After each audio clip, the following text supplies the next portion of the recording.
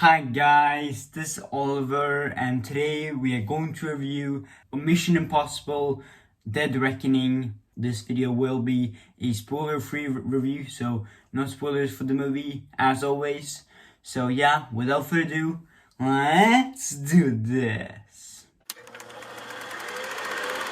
The action scenes in this movie were amazing. They really were. The scene in the movie when Tom Cruise rides a motorcycle off a cliff, the scene in all the trailers and all the marketing for the movie, they even made it into this amazing poster for the movie.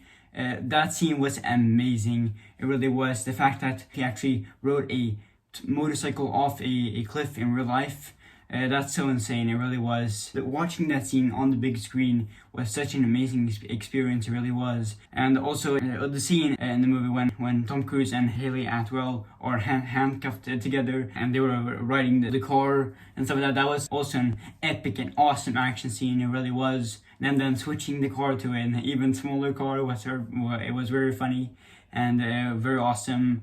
And the way that action scene was shot was amazing. The train action scene in this movie was amazing. I love train action scenes in movies. I loved the train action scene in Toy Story 3, and I also loved the train action scene in The Lone Ranger, and I also loved the train action scene in Indiana Jones 3. And I loved the train action scene in this movie. It was very long, like a really long train action scene.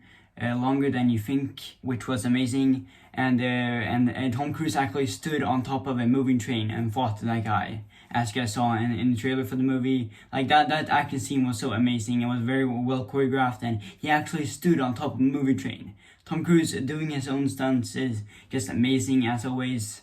Yeah, and it made me very happy. And fun fact, everybody, the train action scene in this movie, it was filmed at the same place where they filmed the train action scene in Indiana Jones 5, the exact same place and stuff like that, and the same bridge and everything. And I think the train action scene in this movie is way better in every way. Because like here in this movie, Tom Cruise actually stood on top of a moving train, fighting that guy and stuff like that, and it was epic and awesome. In Indiana Jones 5, it was CGI. It was done with the green screen. He wasn't actually standing, and the CGI looked very bad. I understand that Harrison Ford can't do his own stunts like Tom Cruise can, but like the CGI looked very bad. It really did. And it looked cheap also, pretty, and which confuses me because that movie costed so much money to make. So what did they spend the money on? And they actually crashed the train in real life. They did practical effects, which was so nice and refreshing to see. Yeah, that made me very happy. Such an amazing scene. The action scenes in this movie were amazing, and of course seeing Tom Cruise do his own stunts was amazing as always. And Tom Cruise running was also amazing. Seeing him, Tom Cruise has the best run out of any actors, and seeing him run in this movie was amazing, as always.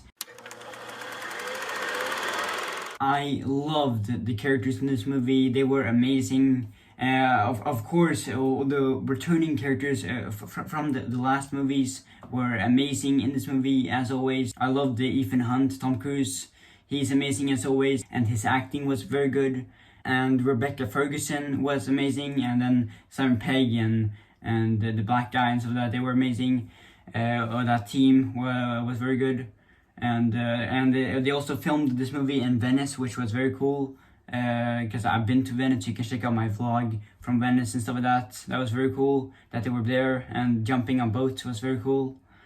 And of course, one of the best characters in the movie was Hayley Atwell as Grace, a new character. She was amazing in this movie. She really was. Like, I loved her in this movie, and I thought the chemistry between her and Tom Cruise was amazing, truly amazing. It really was, and their chemistry, and then sprinkling some jokes, and then all the dialogue between the two of them was so good, so amazing. Like, it really was. It was brilliant. She was a perfect welcome addition to this franchise, and I also really liked Pom Klementieff as Paris, aka Mantis herself from the Guardians of the Galaxy movies. She was in this movie. She was also awesome. She was a badass in this movie. The action scenes with her were amazing, and she kicked a lot of ass in this movie. Yeah. Yeah, I love the characters in this movie. They were awesome. They were awesome sauce. Was Mission Impossible Dead Reckoning better than Fallout? No, it wasn't.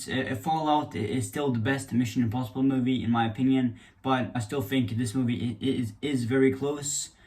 And I thought the action in this movie was amazing.